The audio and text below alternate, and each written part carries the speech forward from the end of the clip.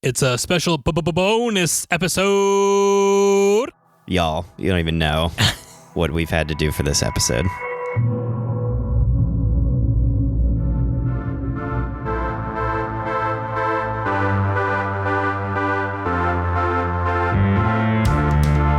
Hello there, ladies and gentlemen, friends and rivals. My name is Jared, and with me is my technologically challenged friend, Ian. Me. Easy for you to say. We will be your hosts for the podcast. We are honored that you have joined us for this very special bonus episode. Normally here at the Game Table Podcast, we take a look at various board, card, and other tabletop games. We give an overview, provide our somewhat finely crafted thoughts, and talk about some other things, but we're not doing that. No. Tonight, we are talking about ourselves. That's right. A little bit of a peek behind the proverbial curtain, if you will. That's right. Well, welcome. Welcome to this more casual episode of Getting to Know Us. Yes.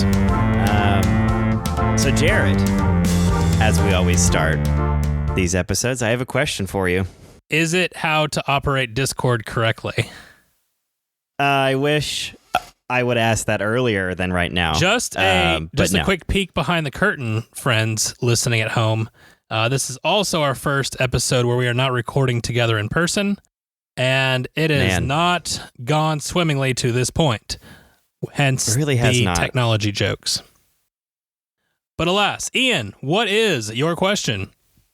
Yeah, so really, let's start with this. Okay. Since this is a board game podcast, how did you first get into board gaming? What was your first experience? What did you like? How did you find the hobby? I have kind of two separate answers to this. One when I was a child, and then I kind of left this scene, and then once when I was reintroduced as an adult. So as a child, I loved the Pokemon trading card game. We played that a lot as a kid and collected cards, as most kids did in the 90s. And that was a really fun time in a way that I was able to make a lot of friends and things like that. I was also exposed to a game called HeroScape as a child. Lots of fun, lots of epic battles. And we had a lot of fun with that. But after a while, it became a thing where video games were more fun and were really on the up and up.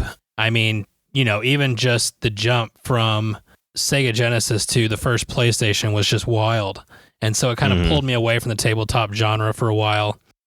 But then as an adult, I got married to my lovely wife, Anna, and she is not good at video games.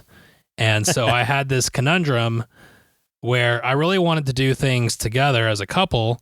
And so we were kind of exploring what those avenues could look like. And I'd always really enjoyed games all the time, no matter what format they took.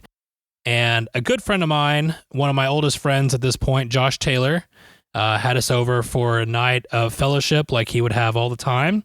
And he pulled me aside and a couple other friends. He's like, I got to show you guys this. And he had Catan already set up at the table. And oh boy. We proceeded to play. I split the map down the middle with my longest road, and I haven't looked back since. And so that was my reintroduction into this hobby. And then before I knew it, I had a couple hundred games on my wall. Nice. What about you, man? So, yeah, I grew up on Monopoly and, all the Life and whatever. Sure. All the games. And I remember when I was like 12, I went to it was a board game coffee shop. Well, it was a coffee shop that had like 10 games. Okay. And so my cousin invited us to go and play at their like weekly or monthly game night or whatever. And so a bunch of guys brought some board games, and I liked board games, and we played some other stuff. We played a lot of Clue and like whatever. So I'd already dabbled in like just the classic games. Right. And so get to this gaming event, and we played a game called Nuclear War. Very interesting, just blow each other up card game. Okay. Fine. It was fun as a young, close to teen. I was probably close to being a teenager at that point. Anyway, it was like, whatever, blowing up stuff. Great. Come on, kill everybody on the board and all the cards. If you've never played that game, it's very interesting because all the cards have just a ton of silly art. The game's silly. It's just silly. And so we played that, but then we played a game of Puerto Rico. And so that was the first time I'd played something that deep and that strategic and just a lot of moving pieces. And it just drew me in immediately. I was like, this is the coolest game ever. Like, unbelievable. And that just blew my mind. And so after that, I think I got back home and I was like, man, I play this game. I got to get this game. And so I ended up buying that. I ended up buying Ticket to Ride, Memoir 44. Dominion was on the list at some later down, and boom, those were the first games I ever bought. And from there, it just exploded. Started going to gaming events, and met other people that loved games, and boom, just from there. So that was kind of my first experience with a very large, more hobby game, and not just something at a big box store. I did eventually buy HeroScape also, and that also really blew up because I bought and that was when it was going out of print, and so I found a way to get it. It literally went out of print as I really started buying, and I actually got a Dungeons and Dragons box. Oh, that's so cool! And multiple things at Walmart. Walmart still had it somehow. I remember those times. Yep. So that's when I finally picked that up. And so anyway, that was kind of the first set of games. And yeah, I don't know exactly how old I was. It was probably early teen, somewhere around there. Very cool. Yeah. So tell me about yourself, family, and all that. I think some people do know already, but what you got? So I am married to my wife, Anna. We've been married for 11 years now, and we have 3 girls. Faith is the oldest, and she's going to be turning 7 in September. Joy is 5, and Hope is 3.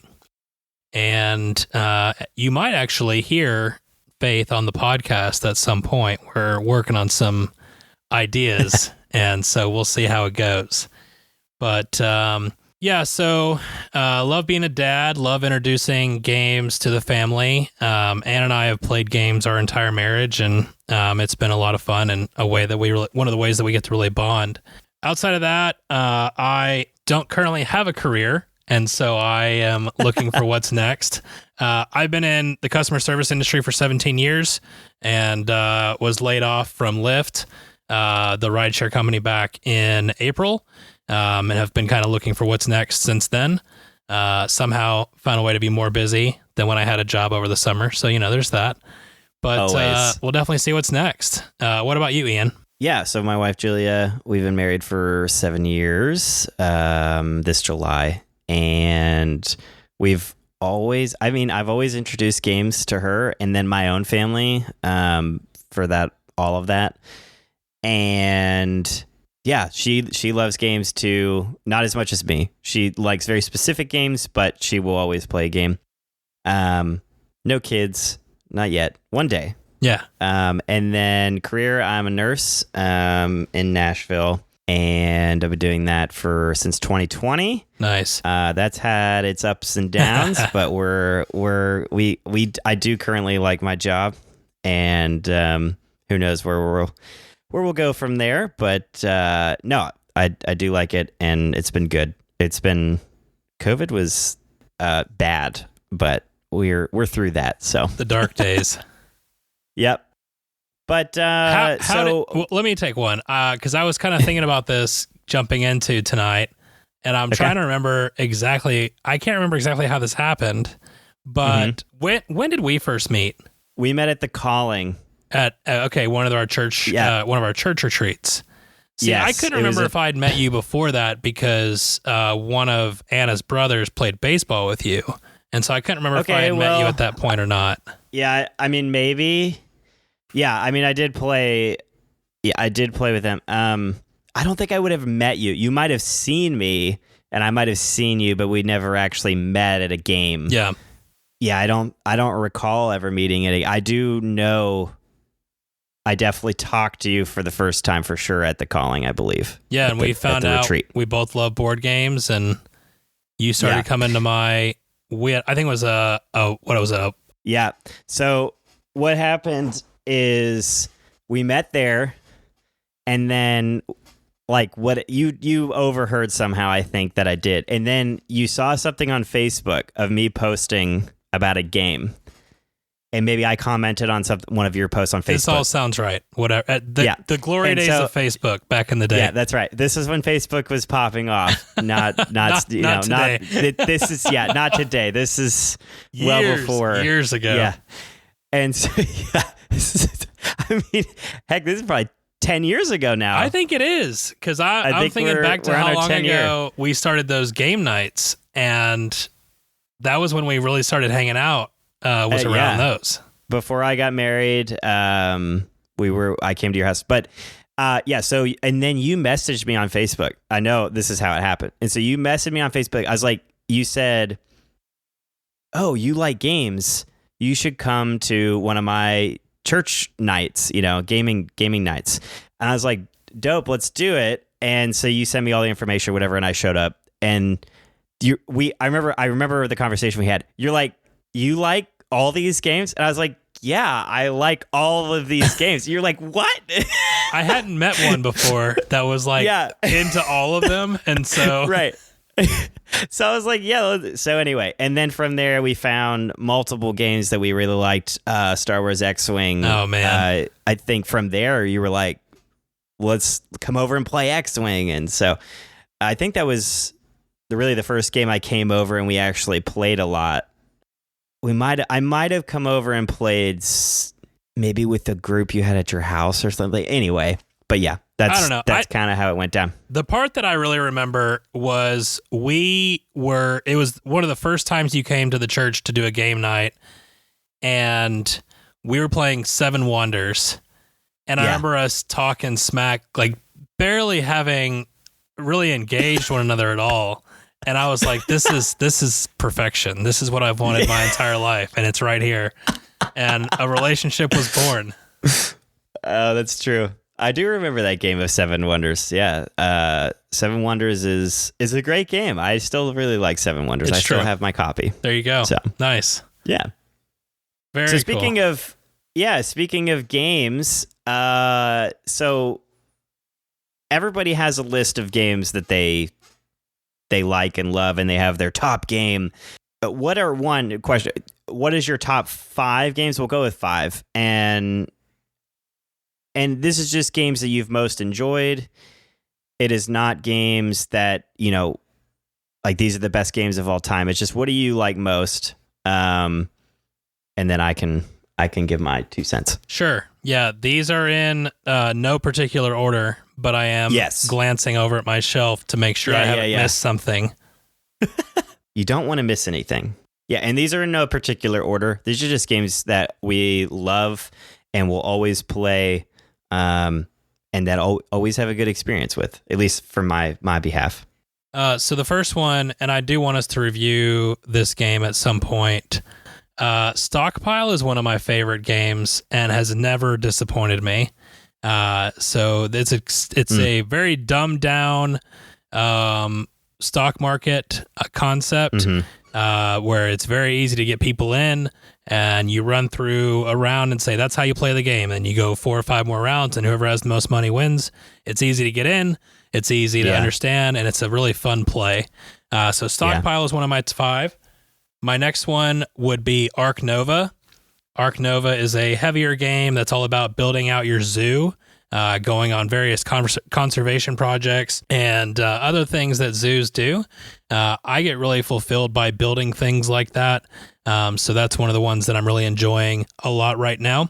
One for me that I don't think will ever leave my list is, actually, I'm going to go ahead and throw 2 in here that I always enjoy it every time I play it. I will never say no to it. and that is Between Two Cities and Yeah. Dead of Winter. We played Dead of Winter not too long ago with a couple of new people, Yeah. and I just always enjoy that game. I don't understand. I think I do understand why people hate it, but it's just a roaring good time anytime that I play it, and I love both of those. And so one more, I think I have to go with Five Tribes. It's such a good game of worker displacement where you're taking pieces off the board and something ends up happening as a result. The board is modular as well as the pieces, so no two games are ever going to be the same. It gives a really good brain burner feel without overstaying its welcome, and I always have an excellent time with this one. So Five Tribes wraps up my top 5. What about you? Yeah, no particular order. Wingspan. I was able to play a game of Wingspan Saturday, actually. Nice. And this will be out well after this, but a couple days ago. Yeah. I played a game of Wingspan, and it's just fun. It's just too good. I played it with my wife's family, and they loved it, and they keep asking for more, so I'll probably get another expansion. It's just too good, and listen to the review. It's great. I love that game. Another game that has really just it's so good. Batman: Gotham City Chronicles. Nice. And this is we don't play this game Kickstarter enough. game. Yeah. It's a Kickstarter game, and it's like impossible to find until they come up with another Kickstarter. It's not sold in other areas, but it is a 1 versus 3 or less Batman versus the villain, and the villain is the one. The villain will play the goons and a main villain normally, and he plays against the heroes. And there's certain objectives. Every single game is different, and it's just phenomenal. It has plenty of issues with the rules and minor symbols and whatever, but I've figured ways to adapt that and whatever. Overall, the game always comes down to the last turn. Everybody has a good time. You feel like you're playing Batman, and it's so good. Highly recommend if you ever have an opportunity to play that, do it because it's awesome. Another one is Awkward Guests. This is a very interesting game. The art is not appealing. It's like basically black and brown and white. It is Clue, though, for adults. It is like a way more in-depth version of Clue. It is so much fun. I love deduction, and this just brings out, because I grew up on Clue. And so being able to play a game that takes the great parts of Clue, trying to deduce where things happen. And again, there's a murder inside a house, and you're trying to figure out who did it, with what weapon, and how did they get there, and what their motive was. And you have to track them, and you have a big sheet, and you're trying to figure out how they got from the room they started in to the study, which is where the person was murdered. And you get there, and it's just, you're trying to figure it all out, and all the weapons and all the different, and it's all card based. You share cards like Clue. It's just done so well. Phenomenal game. I love it so much. That's one that my family loves, and Julia loves, and it's just a game we will always play. It's always a good time. What's that one again? Awkward Guests. Yeah. Okay. It's a very small publisher. They have another game in that kind of genre. I don't like that one as much. I forget what that one's called, actually. Scandal Ho or something like that. But it's solid. It's just very different. Awkward Guests is a great one to start with, for sure. Another, like, kind of a fourth. I don't play this like ever, but I do know that Twilight Struggle is one of my favorite games, though, because I love the history behind it. Yep.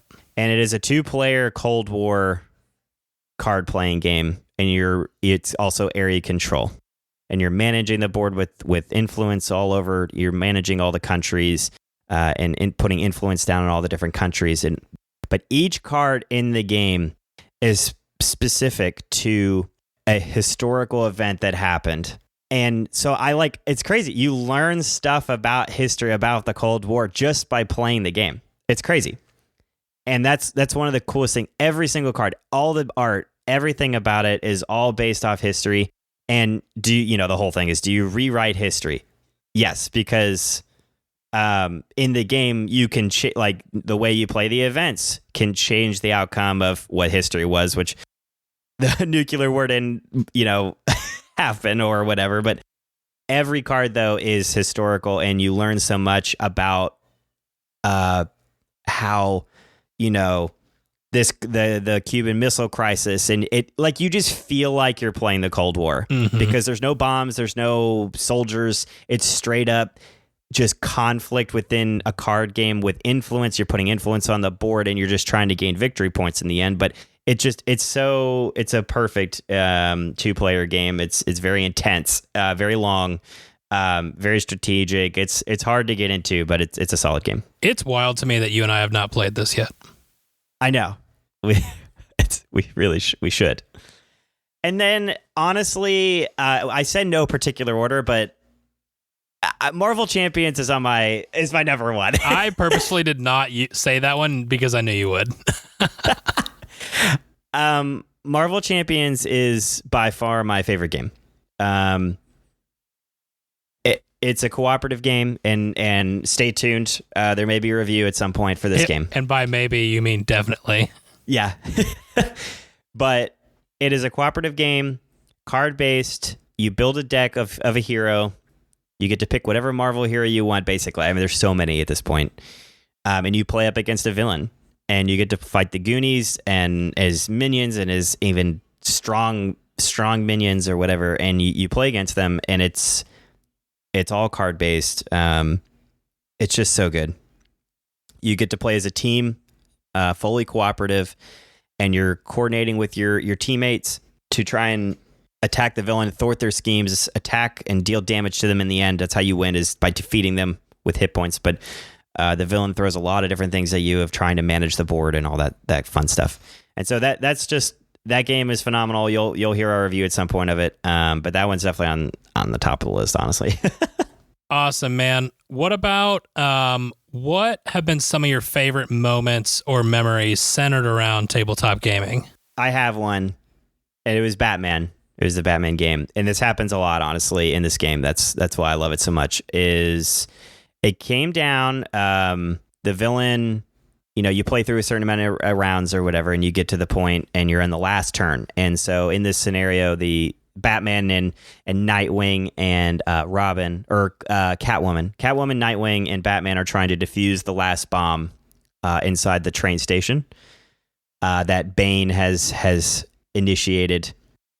And so I'm the villain. Most of the time, I kind of let the other players play. But I have set it up. Basically, I put in a strong effort to get it down to the last turn. And there's one bomb that they have to defuse. And I put everybody in the way. Everybody. And it gets down to they've moved into the correct location. They've knocked out my minions that are standing holding guard of the bomb. And one of the heroes, there's a lot of dice in that game. So they roll some dice and they fail to defuse the bomb. Okay, cool. There is Batman left. Batman has, at this point, kicked down 3 of my minions, my brutes. He's beaten up Bane. He comboed into all of them. With that, the person who is playing Batman and has literally just not rested the entire game. And in most of Batman games, you have to rest to gain some energy back. He has not rested the entire game. That's wild. The entire game. He is running off 1 to 2 energy, but he is still beating down my troops and diffusing bombs earlier in the game. And he gets to the final point. He has to defeat 2 of my brutes. He does. He beats one and then combos into the other one. And then he has 2 energy left to try and do the successful bomb defuse. And so he picks up his dice and he shakes them up and throws them. I mean, this is it. If he misses, it's over. I win. But he picks up and shakes it, and he throws it into the dice tower. And it's one slowly pops out, and it's a triple, and he needs 5 successes. And the next one, I don't know if it got caught or something, that it slowly comes down. Everybody just anticipating what the result is. It's a 2. And he defuses the bomb on the very, very last possible roll. Gosh. If he didn't roll, it's over. I win the game. Yep. And I remember, like, it was my 2 brothers and my cousin. They just fully jump up. I think they might have hit the ceiling. But just electric. And I'm sitting there. It was just such an awesome moment to see other people be that ecstatic, because I love games so much, but to see that excitement. And again, that game is so much fun just to sit and watch by itself that I don't care. I like everybody to have a good time in that. And that was just so cool, because I watched the dice fall out of his hand and I'm like, well, this is it. This is the die roll. And I just remember it, and just everybody exploded off of that. It was so cool. It was a great experience. And that's not the only time that has actually happened. It's come down to the last die roll multiple times. That's cool. But I remember that being a very specific one with my 2 brothers and cousin. That game's a lot of fun. Yeah. What about you? I think, so I'm going to cheat a little bit, because I don't think this particular memory or moment, it trumps any one game moment. Sure. But every year for the last few years now, we have run what some have called JaredCon, where we get somewhere between 20 and 30 people.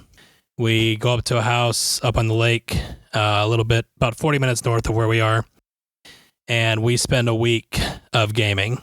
I typically put together everything as far as organizing and getting the food and all that, and just spend the whole week playing games and hosting and cooking. And it is just, it is one of the highlights of my year every single time that we do it. Getting to teach people new games, watching as, you're in the middle of this really intense battle of whatever on the table, and in the room next door, you hear this, yeah! Like there's just this eruption of applause, and just being able to create that atmosphere where everybody's having a good time. It breathes life into me in a way that most things do not. So for me, putting together this getaway that happens once a year is by far the mountaintop experience of tabletop memories that I have. It is just, and you've been every time, and that's been great. And it has just been, it's a highlight. And it encompasses everything that I love. I love being able to bring people together where they are enjoying themselves and able to they're able to grow closer together and connect. It's just a good time. That's awesome. So besides games, what else are your other hobbies in life? Well, I don't video game too much anymore. I got old and the games got too fast for me. So, and I took too much time off. I went back to even some of the ones that I was really good at, like Halo, and I was like, man, I'm just not as good as I used to be. Oh man. But it's okay. But I do a lot of, I love sports. I grew up playing hockey. So anytime a hockey game is on or a football game is on, you can believe it that I will be in front of the TV checking that out. I obviously love playing with my kids. We love going to the zoo together, or we always go to the park all the time. We like to, like I said, I introduce them to games, but I also introduce them to some of the other stuff that I grew up with. For example, I'm about to introduce Faith when she turns 7 to the cartoon Avatar: The Last Airbender. So she's going to experience some of the things from my childhood, which is cool. I dabble in woodworking. Some people are more impressed with my skills than I am, but I dabble. And I'm impressed. Yes, I know. I appreciate it. Let's see. Other than that, I make a podcast. I want to make multiple podcasts. That's my hobby. There you go. So we'll see how it goes. He makes podcasts, by the way. Well, I make a podcast. Someday I will make more than one podcast, is my hope. That's right. That's right. Yeah. What about you?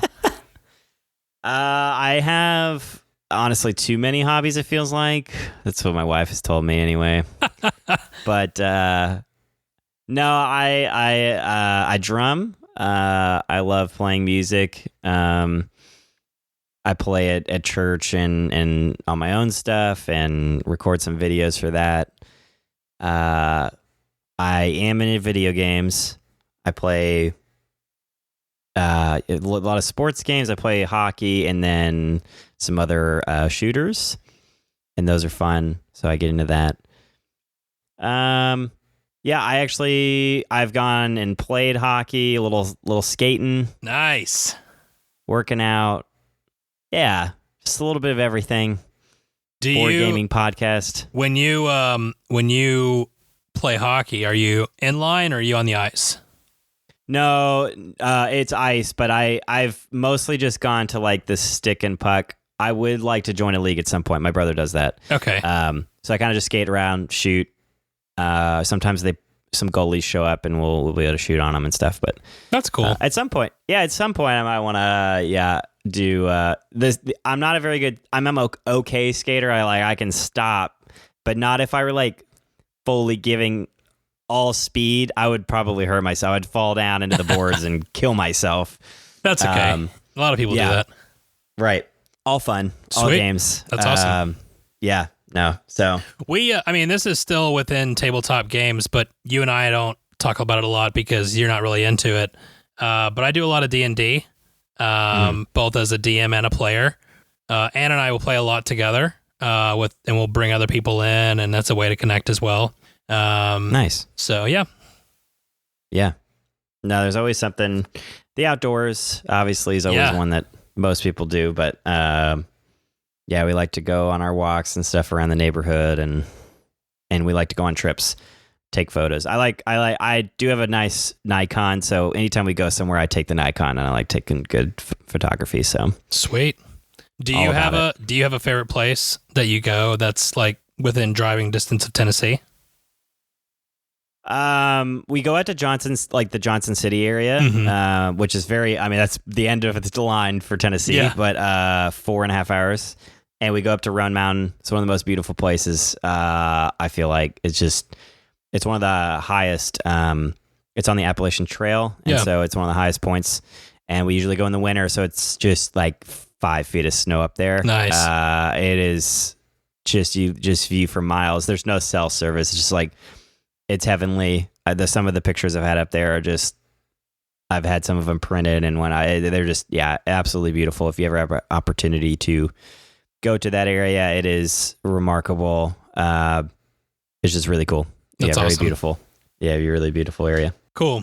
All right, dude. We're gonna do some rapid fire. Fire. Rapid fire.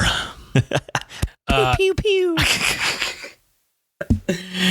And since there's two of us and we're both answering the questions, I guess we'll tag back and forth. So I'll ask a question, then we'll both answer, and then you'll ask a question, we'll both answer back and forth, whatever. Okay.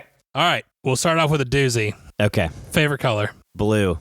Oh, me too. Blue. Hey, look at there. If I have to get more specific, I would say cayenne. No, I don't have a specific. Well, just in general, it's just the color that I wear the most of, and so it ends up being the one. Nice. All right. Your go-to like song, and I don't even know whatever that means to you because it changes for me. So yeah, it changes for me too. So I am not musically inclined at all.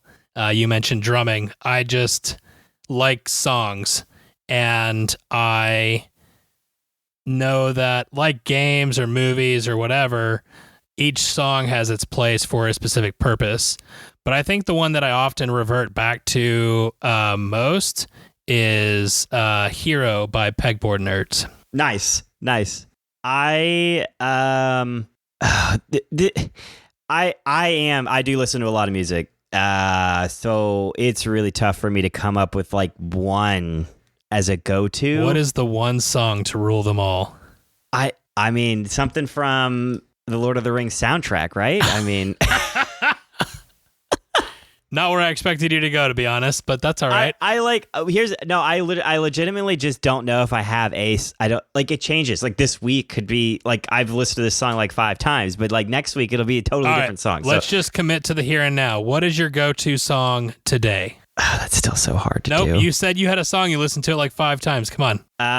No, I've been listening. There's a Need to Breathe is my favorite band. So it's probably it's The Cave. I've been listening to that. They have a single out. Nice. So they're coming out with an album. So yeah, it's probably that one. It's Okay. something to Need to Breathe probably on the regular. Sorry yeah. to tie you up in knots on that question. Yeah, whatever. Fine. Ice cream flavor of choice. Something to do with peanut butter. Oh, interesting. Anything peanut butter. Okay. Yeah, what about you? Ben and Jerry's brownie batter is to die for. That's pretty good. that one's pretty good. I ain't gonna lie. Yeah, that one is good. All right. TV show or movie that has influenced you in one direction or another. However you want to take that question, but Yes. I think without question, the TV show is Community. Without question. It is my favorite show. It is a show that had to claw and scrape to stay on the air for 6 seasons, but it was the most beautiful mess that I've ever experienced in my entire life. The Office for me. Okay. I have so many Office quotes that just pour out of me.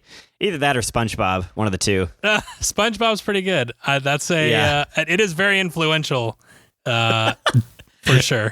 You don't realize how many of each of those that I just like spew out. I was like, where did these come from? I don't know. Who was that? That was definitely Patrick Star. Nice. But yeah. Do you have a favorite SpongeBob character? Just off the script here? I mean, Patrick. Yeah. That's hilarious. I like Patrick. He just says the stupidest things, and it's so funny. Nice. I have a weird draw towards and I'm going to say it this way because it's not just SpongeBob.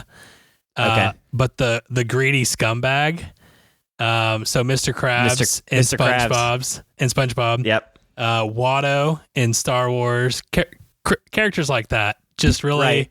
That's what you like. Well, it's not so much that I like it. It's that I'm like, oh, this is so real. Like it cracks me up on a different level. Right. Yep. All right. What board game setting would you want to live in for a day or longer if you've got a particular pitch? Sure. And I'm going to say not IP based.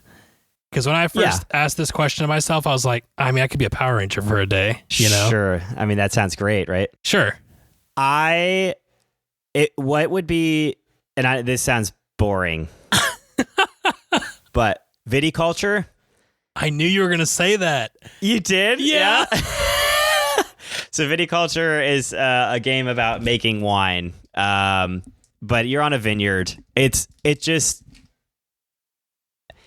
The game is a very good game, but just it sounds so peaceful. It sounds so peaceful. It sounds the vibe would be great. It would just be so relaxing, just sitting there drinking a nice glass of wine on this absolute beautiful vineyard. Oh, I see. You'd be one of the customers in this scenario. Oh no, I would own it all. Oh, perfect. And I'd be just trying all my wines. All of my wines. There you go. Yeah, I really think for me, it has to be Ark Nova. To be able to run a zoo for a day or more, that would be awesome. And the more I take the kids to the zoo, as I like walk around, I'm like, in a different life, I would have pursued a career in this, taking care of some animal or something. Like that would have been so cool. Right. Yep. So that would be, for me, that would be definitely a place I would jump into. That would be cool. Do you have a celebrity lookalike?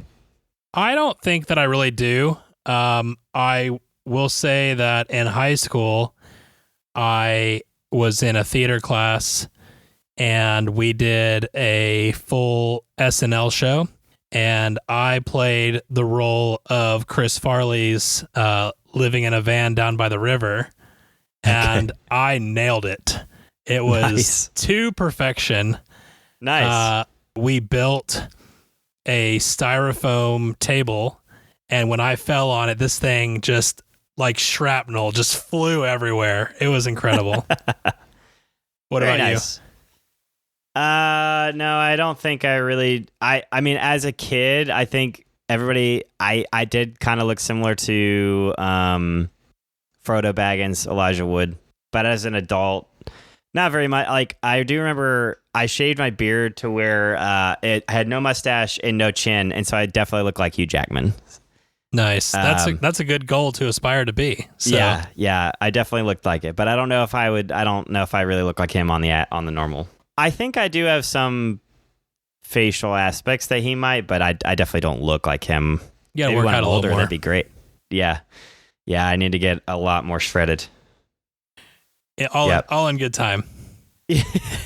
Which MCU character would you be if you were an MCU character, Marvel character? So if you'd have told me this when the MCU came out, I would have laughed at you. I was not a huge Marvel comic guy growing up, but Gotcha. I thought the idea was cool. I thought Iron Man was great when it came out, but at the time, before I saw the first Avenger, Mhm. I had no interest in Captain America. Like I was just Gotcha. sure that this was a dumb character. But then I went and saw the movie and I fell in love. And Chris Evans has stolen my heart, and I would be Captain America any day. That's pretty funny. Yeah, that would be one of mine. Either that or Iron Man. Just I remember when it came out and I wanted to be him. So I think I would still be him. Now here's the real question. Did you want to be Iron Man or did you want to be Tony Stark? Iron Man Okay. flying through the sky. Okay. Yeah. Do you For have sure. a second answer? I could tell there was something else there maybe. Doctor Strange. Okay. Doctor Strange. I love Doctor Strange a lot. Nice. Yeah. That's Yeah. cool. I would my fallback is Nick Fury. The guy Nice. pulling all the strings. I think that's super Yeah, cool. yeah. So- it's a good one. But It's yeah. a good one. All right, last one. What is your unpopular Star Wars opinion? Oh boy. I can already feel Reddit getting on fire. Yeah, I already feel the heat. I don't know if this is unpopular or not. You let me know. Rogue One, I think is one of the best Star Wars movies there is. I can already tell you that's not unpopular. It is better than anything that has come out. I think it's better than all. All right, we might be moving into unpopular territory depending It on what you're might about be to better say. than all the prequels. It might be better than all the prequels. I had to really sit down and think about it. It is Wow. definitely better than Episode 2. It is somewhat better than Episode 1, except for like the last 20 minutes. So that's the last 20 minutes of Episode 1 are epic. So it's really hard to put it above that just because of that. But I do think it's sitting probably number like 5 overall as far as the rankings goes. Now shows totally different. I rank those totally different. Yeah. But as far as movies, Rogue One is one of my favorites out of all of the movies. I think it is phenomenal. I think it feels like Star Wars to me. It doesn't feel like some of these newer sequels or whatnot that just didn't feel like Star Wars. It feels like Star Wars to me. So wait. What? So obviously you're putting all of the original trilogy as 1, 2, and Yes. 3. But you put Rogue One as 5. So what else is above Rogue One? I would say I really like Episode 3. I think it's a very solid Star Wars film. Okay. Episode 1 is also that last like 30 minutes is incredible. Okay. Yeah. That was an interesting take that you just did because I think by itself, Rogue One is pretty much universally adored by most Star Wars fans. I had one person tell me that they thought it was boring, but other than that, everyone else has just really enjoyed it. But I see where you're going there. That's fine. Yeah. For me, and I don't think this will hit you the same way it would hit a lot of Star Wars fans based on what you just said. For me, I love all of Phantom Menace. I have no issue with Jar Jar Binks. I have no issue with Jake Lloyd as young Anakin Skywalker. I love the Phantom Menace. I think it's a great movie that is full of entertainment. And if you can't get behind 25 minutes of pod racing, you need to search your soul and find some joy. See, I know, I really do. I do like Episode 1. On the norm, I would probably rank it ahead of Rogue One, but no, I don't mind. I think most people are kind of iffy on episode 1 though, but Yeah, I enjoy it for what it is, for sure. 'cause Episode I 1 grew gets up a on lot that of one. hate, I feel like. Yeah. Even in the like the prequel revival. But Yeah. yeah, no, I love Phantom Menace. It's a solid choice. And to add to Can't that, go wrong. I think I would put it in my top 3 of my Ooh. enjoyable Now Star that's a Wars hot films. take, bro. Yes, there it is. I Okay, had to add there's the hot spice. take. There's the hot take right there. He just said it. He said it is top 3, which means it could be number 1, but he won't tell you. I honestly will say it is not. It is not number Okay. 1. I can't go that far. But That would be too far. We might not be friends after you said that. It's darn good. That's all I'm going to say. Well, that's good. Come I'm at glad me. you like it. I do also. I know. It won't be big because I do like it. It's probably sitting like feeling on the day, depending on the day, between 4 and 3 3, 4, or 5, somewhere around Your there. rankings are wild. We have to do that I at know. some point is figure out where your actual rankings are because you were just I don't. what I you just said it did not make sense. It depends on my mood. Do I want to watch pod racing? Then it's number 1. Hello. I understand. But there's like I can't rank. No, I can't rank I feel it. like- I can't rank it above. No, I can't rank it above 4, and I can't rank it above episode 5. I feel You like would- for all these things, MCU, Star Wars, whatever, that have like these just saga of storytelling over several movies, there's like a when I'm in the mood for this vibe and a definitive ranking vibe. Sure. So maybe someday. I mean, if I sat down and actually did it, I'm not in the moment right now though. I'd have. That's a lot of thought. That's a big commit, Yeah, it's a big commit. and you don't want to mess it up. No. So with all that, Yep. Jared, why do we or you play games? Why do we do this? Why do we love it so much? Yeah. Why do I spend Why thousands do we have of a dollars podcast on about it? one, and this is the true number one, I love bringing people together. I can't help but want to do that. Even when we played video games, so we played Halo a lot in high school and college. Even when we did that, I enjoyed it so much more when we were bringing over the extra TV and the extra console and playing back to back and everybody was in the same room or in multiple rooms, like screaming at That each was fun. other. Like bringing people together is such a joy for me. And so getting that opportunity to bring people around the table is the biggest reason why I play games. Don't get me wrong. I love games. I love being able to do epic games of like Star Wars Rebellion, where we have hours of going through a Star Wars conflict, all the way down to a quick card game and trying to figure out who the werewolf is and everything in between. I love games. But for me, being able to do that with both new people and people that I've known for years, I always feel like I'm getting to know something new about people. It's a way of bringing people together, and it's something that I believe that everyone can enjoy. It's just a matter of finding that right game and the right atmosphere.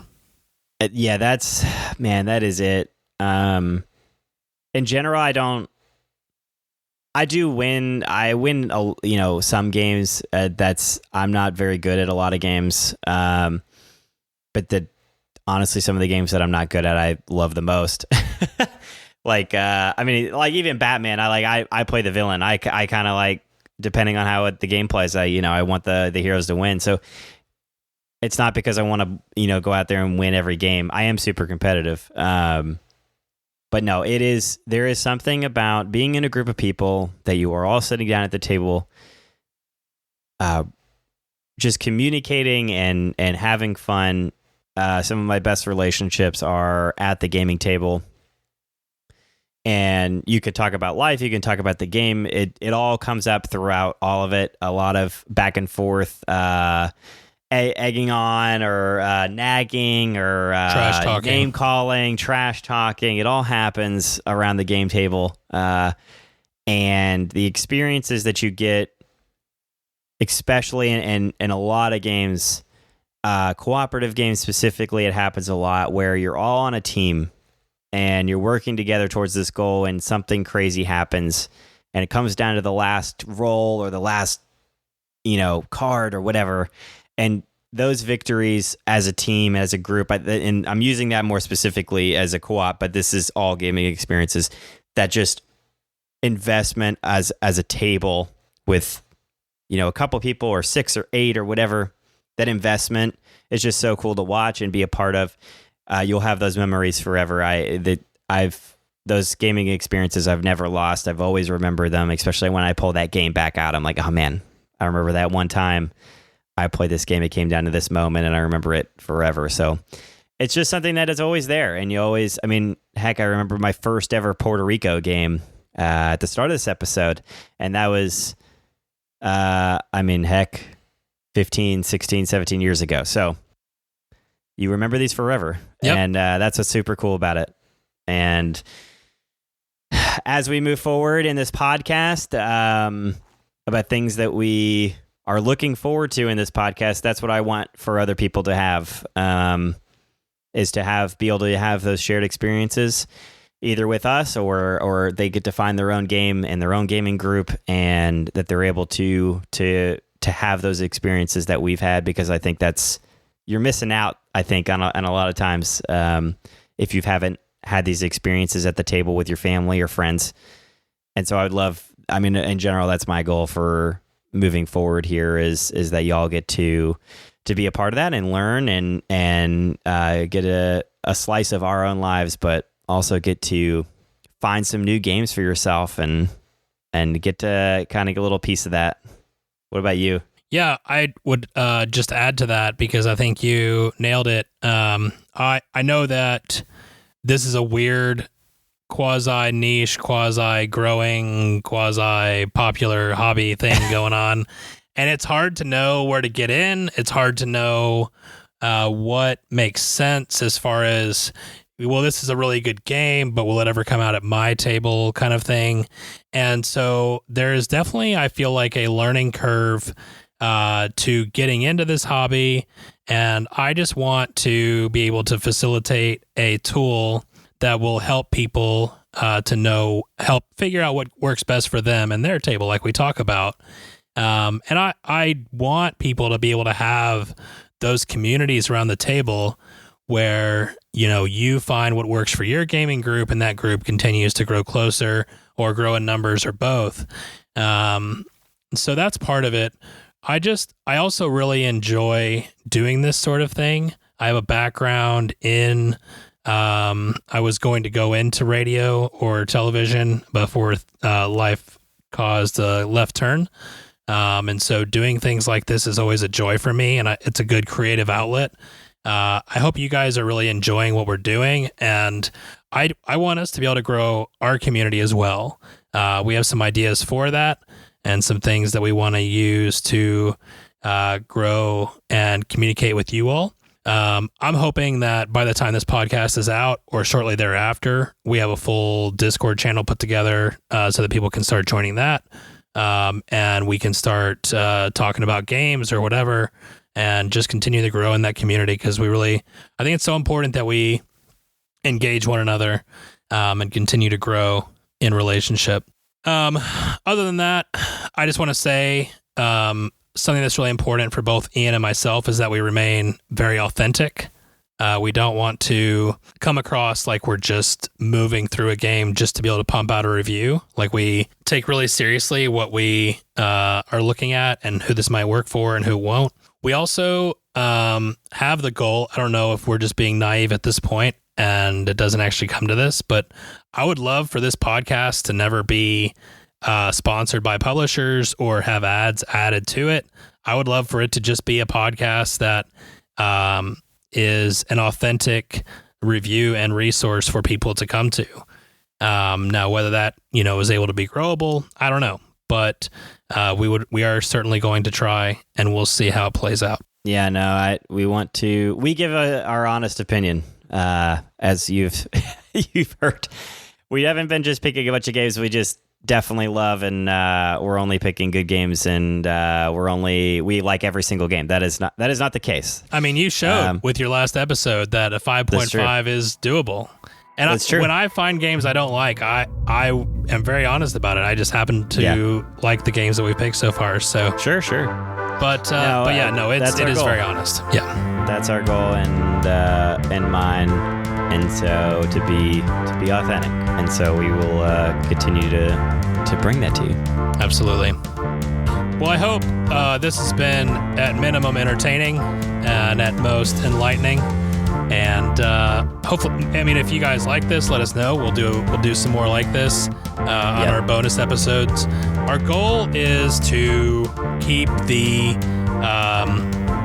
featured table review at bi-weekly, and then we want to get to where we're dropping episodes once a week at least.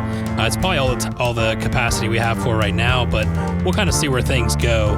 And so like I said, we've got some ideas that we're working on to be able to drop in on the off weeks, and so we will see how it goes. Perfect. All right. Perfect.